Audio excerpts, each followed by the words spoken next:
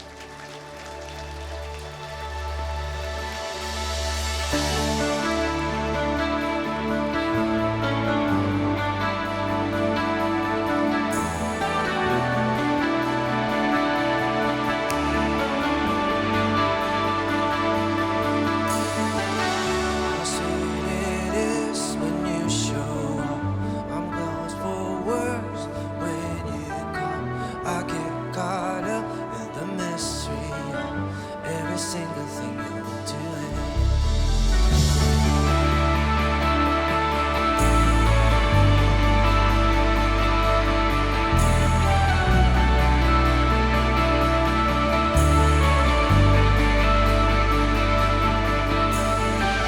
I lift my eyes and there you are.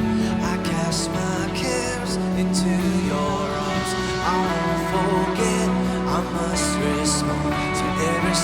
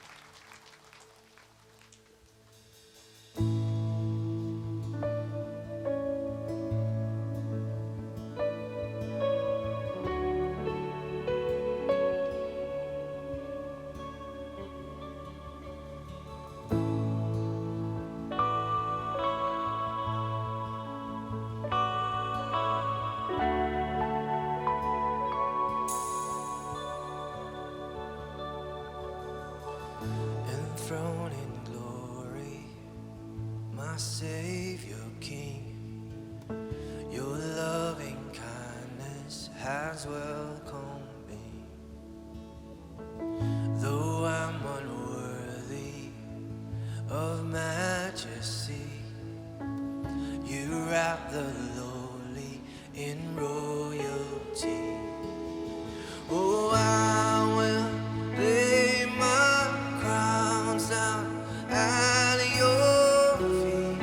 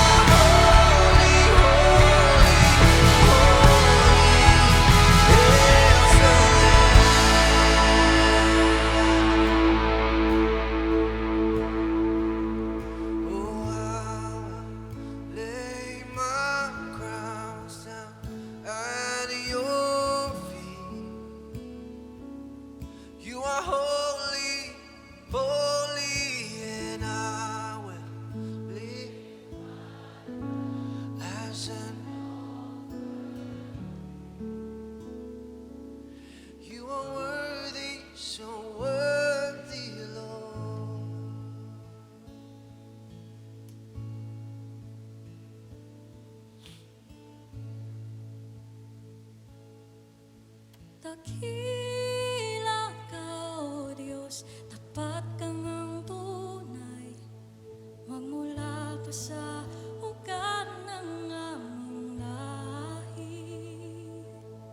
Mundo'y magunaw man, maaasahan kang lagi. Maging hanggang wakas nitong buhay. Dakila ka, O Diyos, tapat kang ang tunay. Magmula pa sa ugat ng aming lahi. Mundo'y magunaw man, maaasahan kang lagi. Maging hanggang wakas nitong buhay.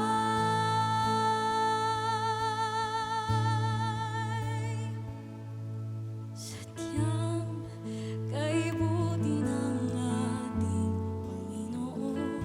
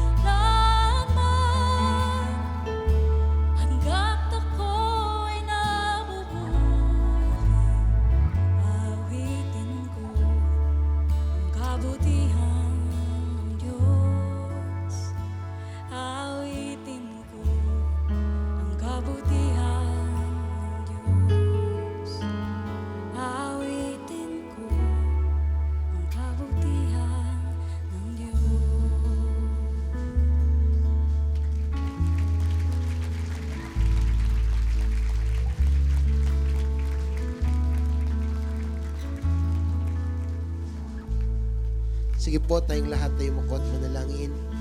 O Diyos, aming mga pinagpapala ka po namin at dinadakila. Karapat dapat ka po ng lahat ng aming pagsamba.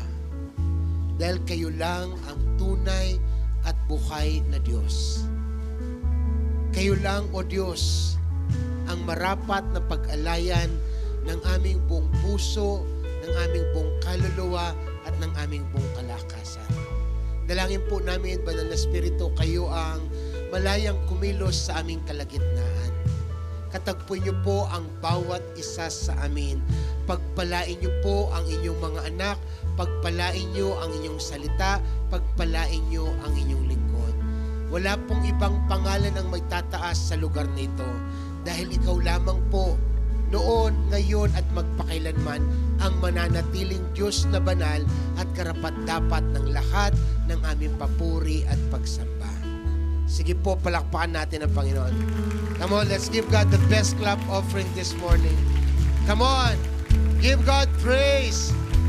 Come on, church. Lift your voices to the Lord. Put those hands together. Hallelujah! Come on, shout to the Lord. Hallelujah! Oh, we bless you, God. We bless you, God. Thank you, Jesus. Salamat po, Diyos. We give you praise, Lord. We give you honor. In Jesus' name, amen and amen. Praise God. Minsan pa po, para sa Panginoon ang pinakamabuting palakpak. Amen? Praise God. Praise God. Alright. Joyful Sunday, everyone. Welcome po sa ating huling pananambahan ngayong umaga at naniniwala po ako na may gagawin ang Diyos sa atin. Amen? Alam, excited magsabing Amen! Alright, pwede po bang paki-high five ang inyong katabi? Yan. Praise God. Alright, bago po tayo tuluyan po, please allow me to read our scripture this morning. I'll be reading from Isaiah 40 verses 27 to 31 from the New King James Version. Sabi po na verse 27, "Why do you say, O Jacob, and speak, O Israel, my way is hidden from the Lord, and my just claim is passed over by my God? Have you not known? Have you not heard? The everlasting God, the Lord, the creator of the ends of the earth, neither faints nor is weary, his understanding is unsearchable." Verse 29, "He gives power to the weak, and to those who have no might, he increases strength. Even the youth shall faint and be weary, and the young man shall utterly fall. But those who wait on the Lord shall renew their strength. They shall mount up with wings like eagles. They shall run and not be weary. They shall walk and not faint." Palakpakan po natin ang salita ng Diyos. Amen? Praise God. Sige po, tayo ay makakaupo. At nais ko po magpasimula ngayong umaga sa pamagitan ng isang maikling survey. Alright? I have 2 questions for my survey this morning. At nais ko pong sumagot kayo, mag-participate sa pamagitan ng pagtaas ng inyong kamay. Okay? First question on our survey is this: sino po sa inyo ang very good when it comes to waiting? Yan, magaling kayong mag-intay, hindi kayo nag-struggle. Pakitas po ng kamay, mga very good when it comes to waiting. Yan. Pakitas po na mataas, be proud. Yan, alright. So meron po tayong mga 20% ng crowd. Okay? So, on the other hand naman po, yung mga hindi magaling maghintay, yung mga nagre-reklamo, haba ng pila, tagal-tagal, yung mga ganun. Yung mga hindi magaling maghintay, magtaas po ng kamay. Come on, be honest about it. Raise your hands. Yan, okay. So more or less, mas marami dun sa mga hindi. Mga 25. Okay? So 20 plus 25, 45% ng crowd. O yung 55 po, nananukok yan eh. Anong ginagawa niyo? Ba't nandito ka? Yung po, 55 na hindi po nag-participate, wala lang po, nagpapatianod lang po sila. Okay? So, ngayon po umaga, let's talk about this. No, yung paano maghintay ng mainam. How to wait well upon the Lord. Nais ko pong basahin natin ulit yung ating teksto, this time sa Tagalog po. Sabi po ng Mabuting Balita, Biblia, verse 27, Israel. Siguro po mas maganda palitan natin yung Israel ng ating sariling pangalan. Yan. Ilagay natin doon, Ralph. Yan. Okay? Sabihin natin, Ralph, bakit ka ba nagrereklamo na tila hindi pansin ni Yahweh ang kabalisakan mo? O hindi inaalalayan sa kapiyang naranasan. Ito inaapit talaga. No? Verse 28, hindi ba ninyo nalalaman, hindi ba ninyo naririnig na itong si Yahweh ang walang hanggang Diyos, ang siyang lumikha ng buong daigdig. Hindi siya napapagod sa isipan, niya'y walang makakaunawa. Verse 29, ang mahihina at mga napapagod ay kanyang pinapalakas. Amen? Sino po dito ang umaamin na napapagod sila at nanghihina? Sino po dito ang alam nyo, gusto kayong palakasin ng Panginoon? Alam nyo, the problem with us is that sometimes we are too proud to admit na pagod na tayo. No, yung parang sa atin, parang kahinaan ang umamin na napagod ka o nanghihina ka. Kaya po minsan, hindi natin maranasan yung kalakasan ng Diyos. We fail to experience the strength of God because we are too proud to admit na kailangan natin yun. Ang hinihintay lang naman ng Diyos sa atin ay yung hingin natin yung kanyang kalakasan sa pamagitan ng pag-amin ng ating kahinaan. Kaya ho ang kanyang pangako, ang mahihina at mga napapagod ay kanyang pinapalakas. Verse 30, kahit na ang mga kabataan, okay, kahit na sina Pastor Ru, si Pastor William, yan, napapagod at nalulupaypay din. Ngunit muling lumalakas at sumisigla ang nagtitiwala kay Yahweh. Amen. Ang lahat po nagtitiwala sa Diyos, magsabi ng Amen. Praise God. Sabi po dyan, lilipad silang tulad ng mga agila, sila'y tatakbo, ngunit hindi mapapagod, sila'y lalakad, ngunit hindi manghihina. Katulad po ng mga sinasabi ko na at sasabihin ko ulit, ang mabubuting bagay ay dumarating sa mga taong marunong maghintay. Good things come upon to those who knows how to wait. Hindi naman po talaga madali ang maghintay. Tama? Ang katotohanan po ay medyo mahirap maghintay. Ang lahat po ng nakaranas na mahirapan maghintay, magsabi ng Amen. Most of us, we prefer quick, efficient, and when possible, instant result and answer. Karamihan po sa atin, madalas kung gugustuhin at kung posible, gusto po natin ng mabilisan at agad-agad na sagot, lalo na marahil sa ating mga panalangin. Pero kailangan po natin maintindihan ito. We have to understand that waiting is part of life. Amen?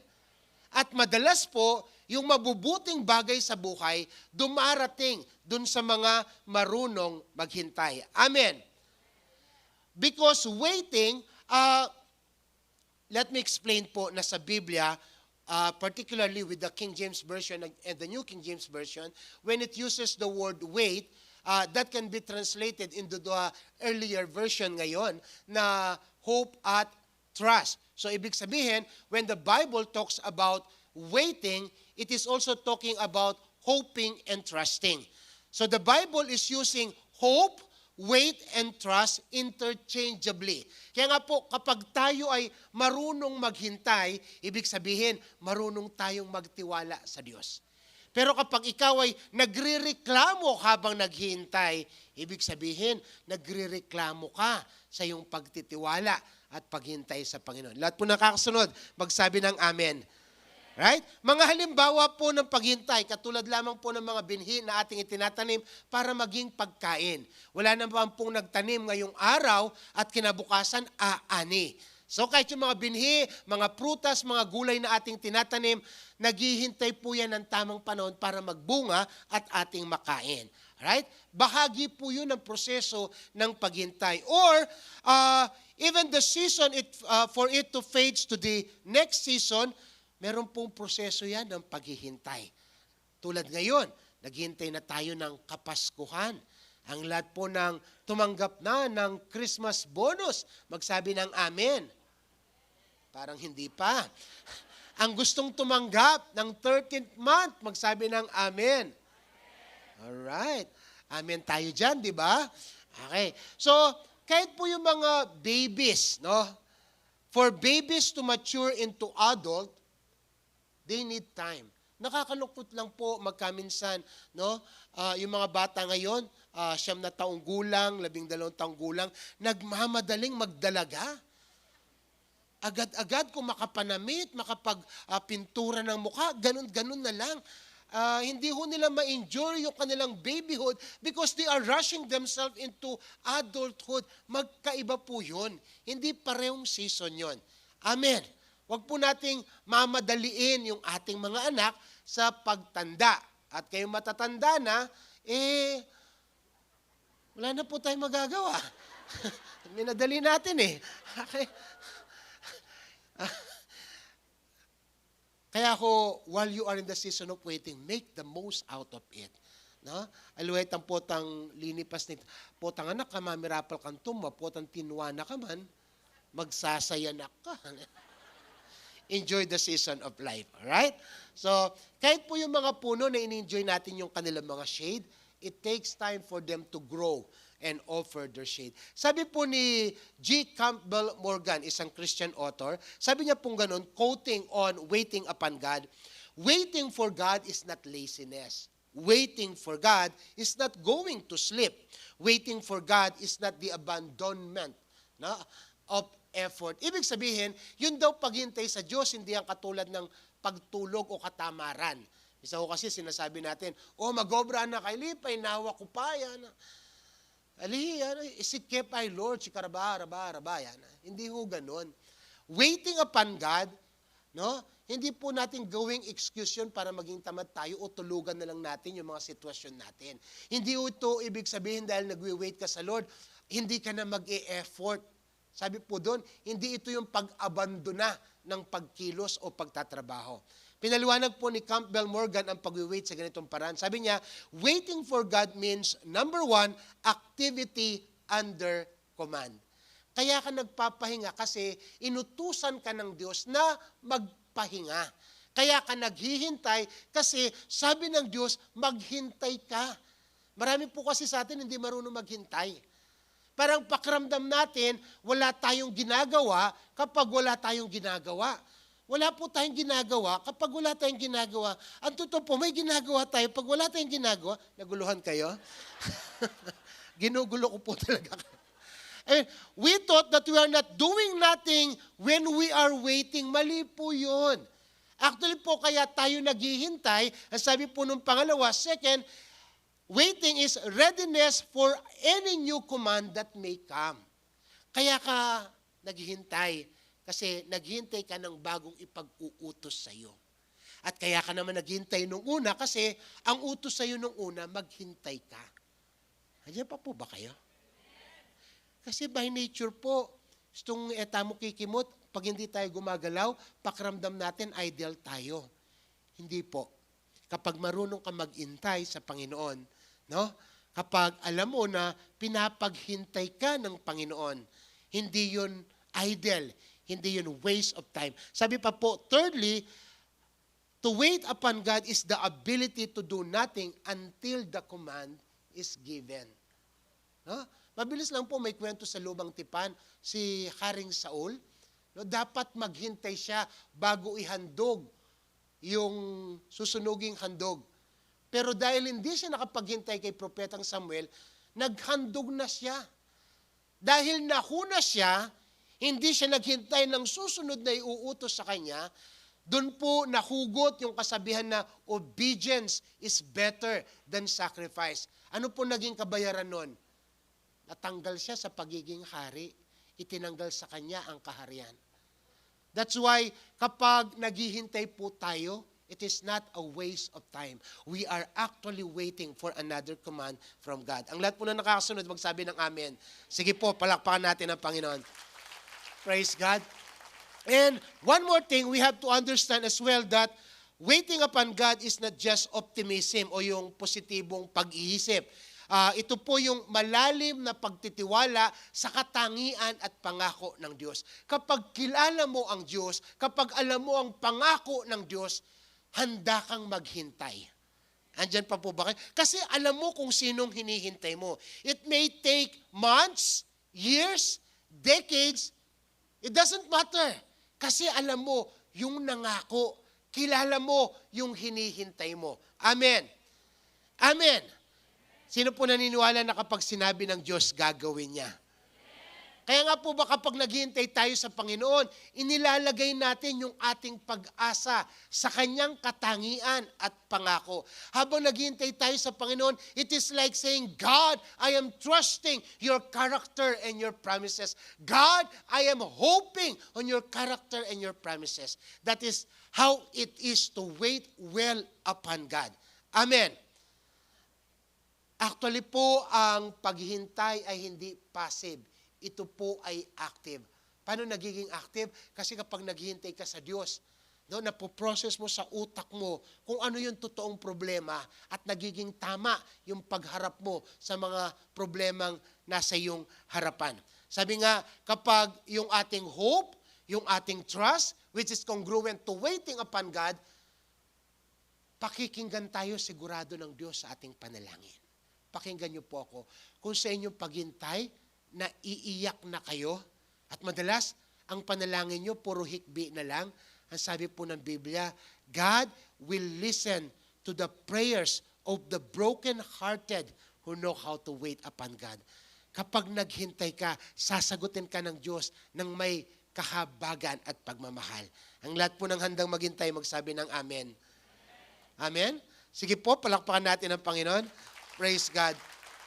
Ngayong umaga po, dalawang katotohanan ang nais kong aralin natin patungkol sa paghihintay. No? Ang lahat po ng gusto matuto maghintay, magsabi ng Amen.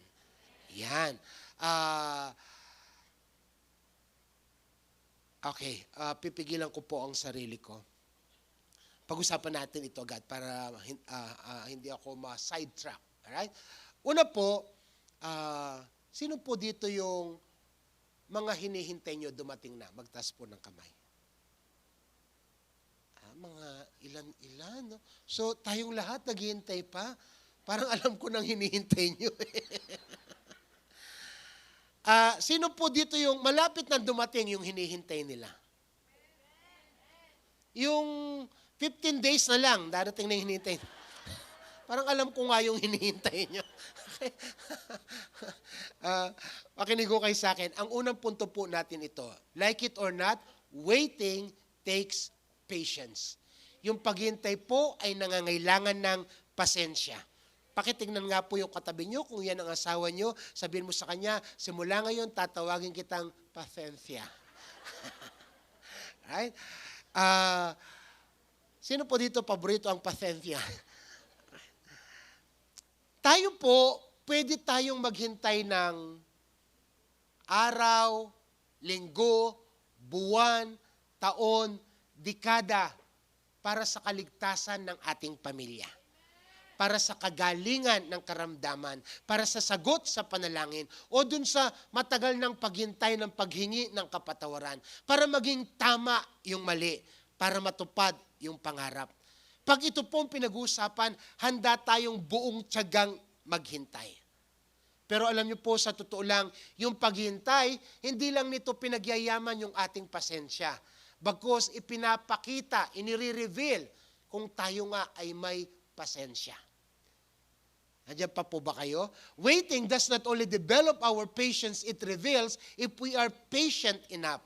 Listen, yung pong patience, that is the moral fiber of our faith. Ang sabi po ng 2 Peter chapter 1 verse 6, idagdag natin sa ating pananampalataya ang katyagaan. So ibig sabihin po, kahit yung ating pananampalataya, pinapadaan niya ng paghihintay. At bahagi po ng ating pagtitiwala sa Diyos ay yung matyagang paghihintay. Allow me to read Psalm 27 verse 14. Sabi po ng sumulat dito, wait patiently for the Lord. Be brave and courageous. Yes, wait patiently for the Lord. Makulit lang. Inulit lang. Sabi niya, wait patiently for the Lord. Tapos inulit ulit. Yes, wait patiently for the Lord. Sino po ang pwedeng umamin kasama ko na hindi nasasayang yung mga panahong naghihintay tayo sa panalangin? Waiting prayerfully before God is never wasted. Bakit? Dahil ang Diyos po, wala siyang sinasayang sa ating mga karanasan. Bagaman magkaminsan po, iba yung oras ng Diyos sa orasan natin. Iba yung kalendaryo ng Diyos sa kalendaryo natin. Minsan nagpe-pray tayo yung tipong, Lord, malapit na yung deadline, gawa na akong paralan, pag ginawang paralan, Lord, matay na ako, Lord. Sabi ni Lord, sige, matay na ka. Sometimes, that's the only thing that God is waiting for us to die to ourselves, for us to die to our selfish ambition, for us to die on our selfish interest. Bakit? Kasi dun pa lang niya may paparana sa iyo ang lahat ng gusto niyang gawin sa buhay mo. Kaya lang ho, masyado tayong stubborn sa mga self-will natin. No? Tandaan po natin, God's way are not our ways. God's timing are not our timing. Kaya pagdating sa paghihintay, madalas pinapahintulot ng Diyos na maghintay tayo, hindi dahil sa malupit siya o wala siyang ginagawa. Kasi po, pinapaganda ng Diyos yung isasagot niya sa ating mga panalangin. Amen. So kung ano man pong hinihintay nyo ngayon, ano man ang pinapanalangin nyo, ang mungkahi ko po ito, tiis-tiis pa, kasi may pangako ang Diyos sa inyo. Let's read. Sige, palakpakan po natin ang Panginoon. 2 Chronicles 15 verse 7 from the NIV, sabi po dito, as for you. Sabihin nyo po, as for me. Sabi po dyan, as for you, be strong. Do not give up, for your work will be rewarded. So yung paghihintay mo, yung pagtsatsaga mo, yung pagtitis mo, hindi yan sasayangin ng Panginoon. Delay does not mean denial. When the answer to our prayers delayed, God is just sending it to another department so it becomes better. Kaya nga sinasabi ko palagi, hanggat wala, magsaya ka. Bakit? Kasi pagdating yan, higit yan doon sa pinapanalangin mo. Amen. Amen. Come on. Let's give God the best clap offering this morning. Praise God. Pakinggan niyo po ako. We wait for the things that are worth waiting for. Kaya minsan, yung mga hindi natin hinintay, pagkakuha mo, wala nang kwenta. Itinatabi mo na lang. Pero yung hinintay mo, sinaga mo, pagdating, minamalasakit mo. Tama po ba? Kaya nga, napaka-importante po na maintindihan natin na kapag pinaghihintay tayo ng Diyos, kapag tinuturuan tayo ng pasensya ng Diyos,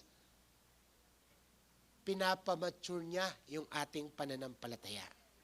God is timeless and requires us a mature faith that may involve delays that seems like trial. Listen, patience is one sign of that maturity.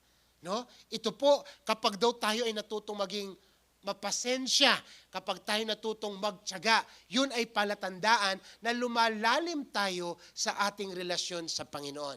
At ang quality po ng patience, nadidevelop lang yan sa paglipas ng panahon. Okay? So ito yung segue sa ating mga husband. Next time, nakasama mo yung misis mo sa mall at may gustong bilhin, sabihin mo sa kanya, patience. Okay? Pag sinabi niya, hindi, gusto ko na ngayon, signs of immaturity. Di ba? So, next time, sabi mo sa katabi mo, love, balo mo na this. Okay? So, totoo din po, if patience produces maturity, on the other hand, or the other side, totoo rin po. Pansinin niyo po yung mga bata. Yung mga bata po, they want things now. No? Sino po may mga bata sa pamilya? Pansinin niyo mga bata. Sabi nga ng awit, tignan mo ang mga bata. Yung mga bata po, they want things right away. Sasabihin nila, I want my dessert now. I want my cookie now. Right? Sino po yung nakapagbiyahe na kayo kasama yung mga bata? Anong dialogue nila madalas? Are we there yet? Are we there yet? Matutod ka pa. Gisingin na lang kita pag nandun na tayo. They are impatient. Right? Lalo na ngayon, magpapasko. Nandun yung mga regalo sa ilalim ng Christmas tree. Can we open the gifts now? Can we open? Tapos yung tatay mo, magbubukas pa ng regalo after bagong taon. Yung mga bata po, they are impatient. But the good thing is, as we grow old, hindi pala, as we advance in age, as we become seasoned in life, we learn how to wait. Huh? Kaya kapag yung kasama mo hindi pa marunong maghintay, ayan, bata pa yan. Okay? Ang lahat po ng bata pa magsabing amen. Alam niyo po, ang Biblia punong-puno ng magagandang panalangin dahil sa paghihintay. Men and women of God in the Bible, they uttered beautiful prayer during the season that they are waiting upon God. Kaya nga ako, pakinggan niyo ko, ito po ang mungkahi ko sa inyo. Matuto po tayong maghintay ng mainam sa Panginoon. Kung kinakailangang susugan niya ng pasensya, pasensya pa more. Basta maghintay tayo, huwag tayo magmamadali. Amen? Amen. Sino po dito yung nakapag-desisyon kayo na nagmamadali? After few days, pinagsisisihan mo yung decision mo. Last item na mo, yan, nasaluan ko na yan. Tapos nung nabili mo, bigla nag-sale, 50%. Tapos ninaya ko. Okay, mga nanay na namamalengke, no? Pandalas na yung inina mo, ano? Kauli na, ditang asalina, retang mais, bungal-bungal. Ditang asan, bilasala. Ayun. Kung meron pong pakinabang ang paghihintay, meron ding disbentahe ang hindi paghihintay. So number 1, we have to understand that waiting takes patience. Pangalawa po, waiting is not for the weak of hearts. No? Ang paghintay po hindi para sa mga taong duwag o mahina ang loob. Bakit? Because waiting requires courage. Kung kailangan mo maghintay, dapat malakas ang loob mo. Dapat matapang ka. Basahin po natin Psalm 31 verse 24 from the Amplified Bible. Sabi po dyan, be strong and let your hearts take courage. No? Hayaan daw po natin na yung mga puso natin maging matapang sa paghintay sa Panginoon. NLT says, so be strong and courageous, all you who put your hope in the Lord. Message Bible says, be brave. Be strong. Don't give up. Expect God to get here soon. Sino po naniniwala na darating at darating ang Diyos, sasagot at sasagot ang Diyos, pagpapalain at pagpapalain tayo ng Diyos? Pero habang hindi pa, anong dapat nating gawin? Sabi po dito, wait bravely. Be brave, be strong, don't give up. Pag-usapan po natin ang mga Disney princess. Disney princess talaga. Okay? Katulad ni si Bella, si Cinderella, si Elsa, si Anna, si Sofia. Idagdag pa si Moana. Alam niyo po that they have one thing in common? What is that one thing in common among the Disney princess? All of them, they are courageous. They are brave. Especially when doing the right things. Di baling mapahamak na sila, di baling dumaan sila ng katakot-takot na pagsubok, di baling dumaan sila ng sumpa ng mga witch. It doesn't matter. They are brave, they are courageous to do the right thing. Makinig ho kayo sa akin. Yung mga hinihintay nating panalangin, kailangan po inilalaban yan. Kailangan ipinagtatanggol. Habang naghihintay tayo, we will not wait aimlessly. We will not wait idly. We will wait courageously. Amen. Sino po naghihintay ng sagot sa panalangin? Magtaas ng kamay. Ng bagong bahay. bagong sasakyan, bagong negosyo, magbabagong asawa. Yung asawa mo, magbabago siya. Okay? Kagalingan, kalusugan. Alam niyo po, ang lahat ng yan, pwedeng ma-swipe. Pagdating ni swiper. Kaya dapat, swiper no swiping. Swiper no swiping. Hindi lang po kay Dora yan. Nasa Biblia po yan. Meron pong magnanakaw ng ating mga panalangin. John 10:10 tells us the devil comes to steal, destroy, and kill.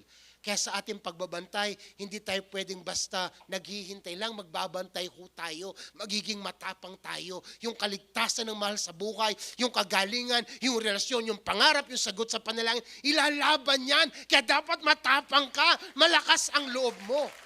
Come on! Be brave, be courageous as you wait upon the Lord. Amen. Alam niyo po, isang tao sa Biblia na buhay ng 3,000 years ago. Kasi nasa Biblia siya, kaya ganun na siya katagal na buhay. And his name is King David.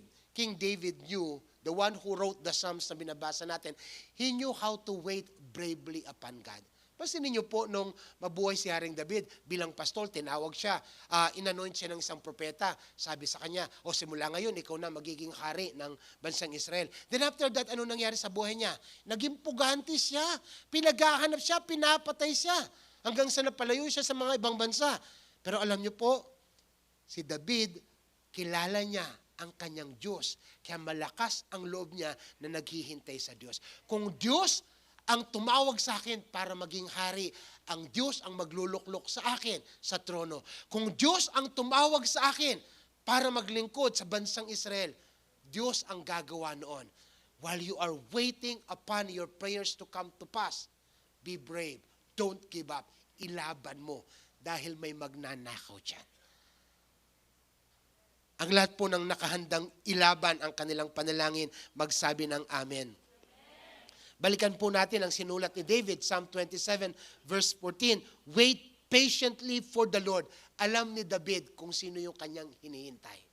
Hindi siya naghihintay ng pagkakataon, naghihintay siya sa Diyos. That's why when the opportunity presented itself na kaya niyang patayin si Saul, hindi niya pinatay. Because he is not waiting for that opportunity. He is waiting for God. Because when God orchestrated our circumstances, God can make things better than our plans.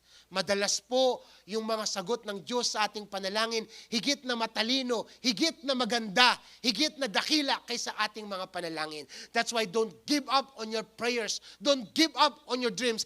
Wait. Wait patiently and wait courageously. Amen. Amen. Come on, palakpakan po natin ang Panginoon. Sabi po ni David, wait patiently for the Lord. Be brave and courageous. Bakit? Kasi nga, yung hinihintay mo pwedeng nakawin. Kaya kailangan maging matapang ka. At inulit niya, sabi niya, yes, wait patiently for the Lord. Kung si David po, alam po sa kasaysayan ng bansang Israel, si David lang sa kanyang paghahari, ang natatanging hari na napag-isa niya, ang Southern Kingdom at Northern Kingdom ng buong Israel.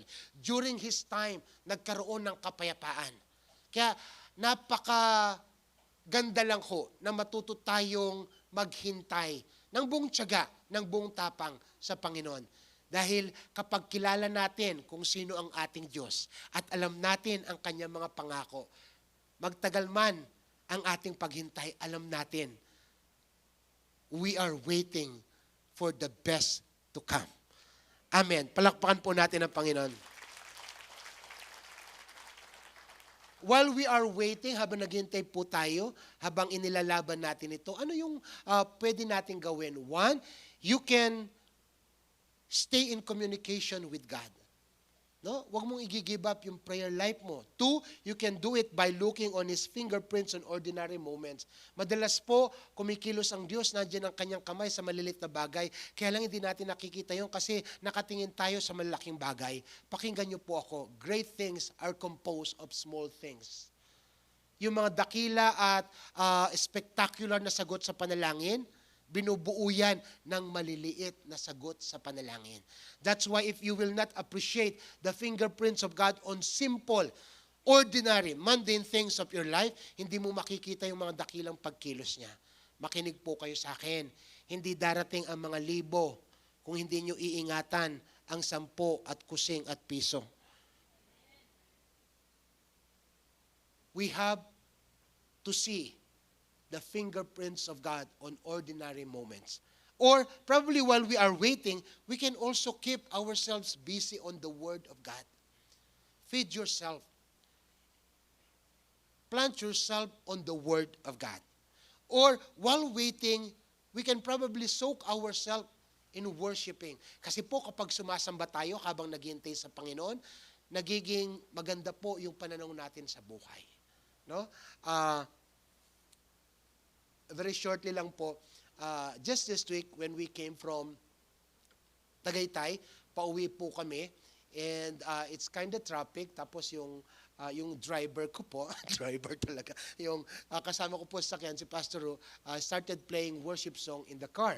Tapos yung kasama namin sa likuran, yung dalawang pastor natin, and we find ourselves worshiping while driving.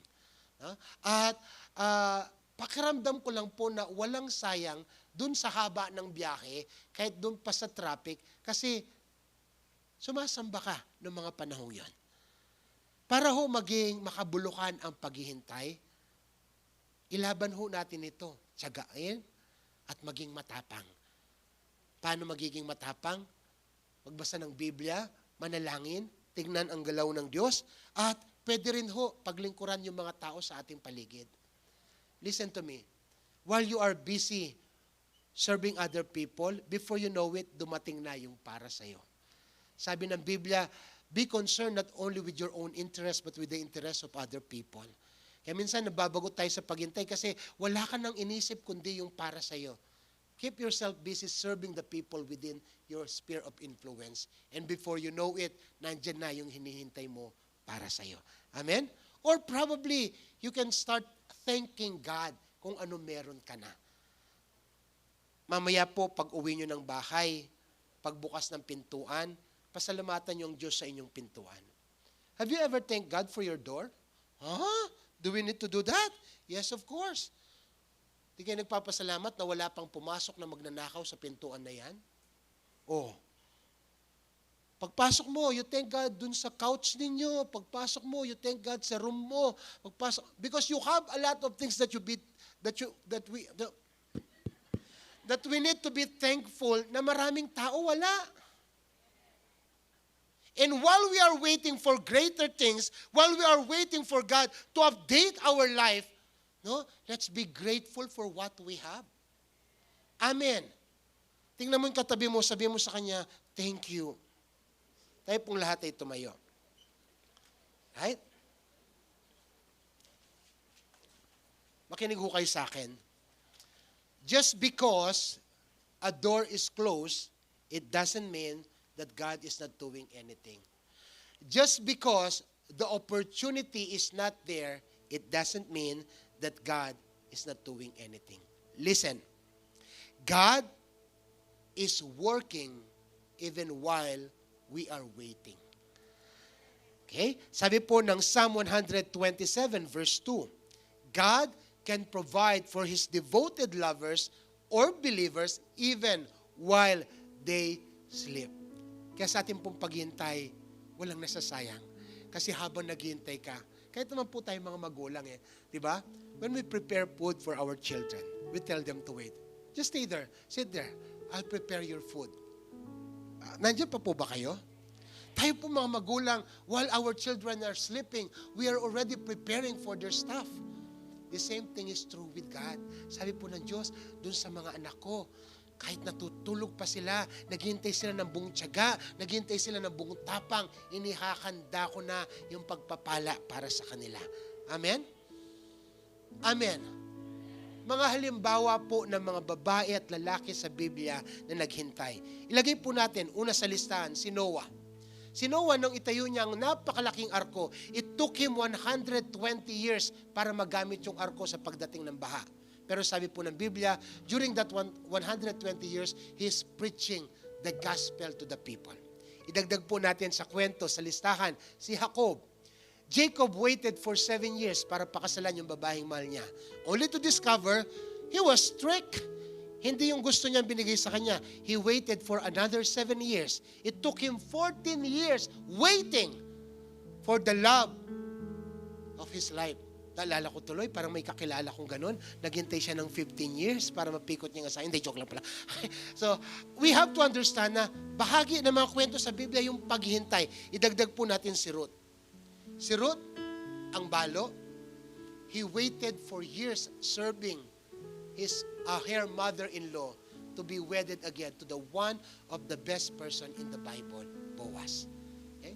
Kaya po, kung kayo, byuda, wag ko kayo magmadali, paglingkuran nyo muna yung biyanan nyo. Malay nyo, yung biyanan nyo, ang gamitin ng Diyos para ipakilala kayo sa susunod na mapapangasawa nyo. Ha? Idagdag natin sa kwento si Joseph. Joseph the dreamer. It took him years, 25 years to be placed as the second in command in the whole of Egypt. Pero naging matapat siya sa paghintay, sa kulungan, maging sa panlalait ng kanyang mga kapatid. Idagdag po natin si John the Beloved. He was exiled in the island of Patmos. He waited for years, but during that waiting, God revealed to him the entire book of Revelation. So forth and so on. Ang sabi po ng Psalm 130 verses 5 and 6, I wait for the Lord. My soul wait, and in His word I do hope. My soul waits for the Lord more than watchmen wait for the morning. Meron po ba mga security guard dito? Yung trabaho nyo, security guard. Okay? Yung idea po ng mga security guard na may morning shift, may night shift, yung mga naghintay po ng shift nila, yung binibilang nila yung mga minuto, yung mga oras para dumating na yung kapalit nila. O yung mga watchmen po, yung they are waiting for the sun to rise dahil alam nila, pag sikat ng araw, mapapalitan na sila sa pagbabantay. As we wait upon the Lord, let's be faithful. Let's be brave and courageous. You know why? Because when the sun rises in our midst, He will bring with us all His blessing to come upon us. Amen? Amen? Sige po, palakpakan natin ang Panginoon. And lastly, as we close in prayer, let me go back to Isaiah 40 verse 31.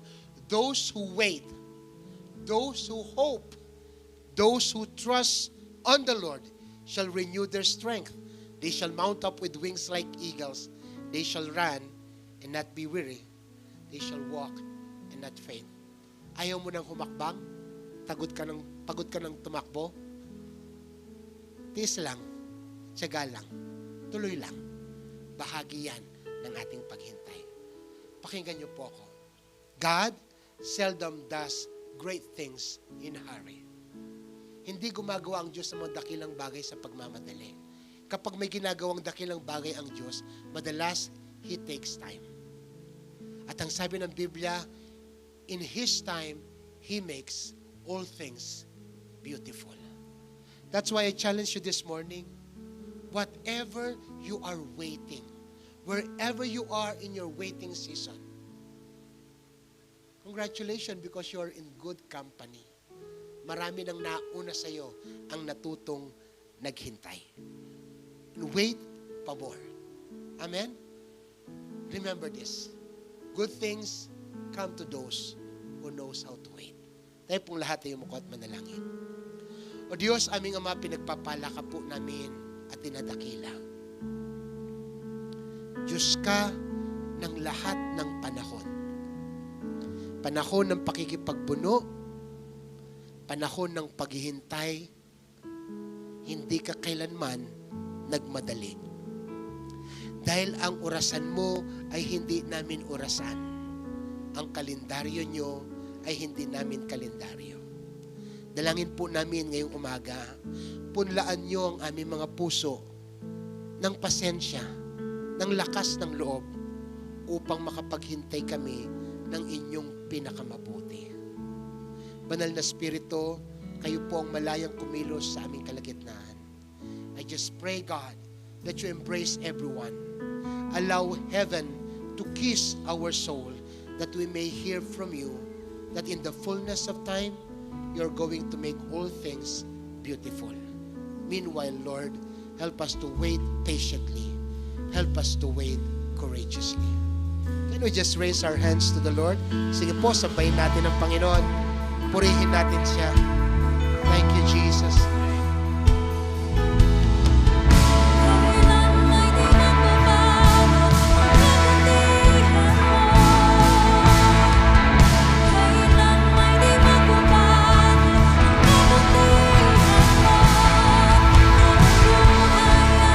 iaalay ko, lahat para sa'yo. Kailan may di magbabago ang kabutihan mo. Kahit tapat sa habang buhay,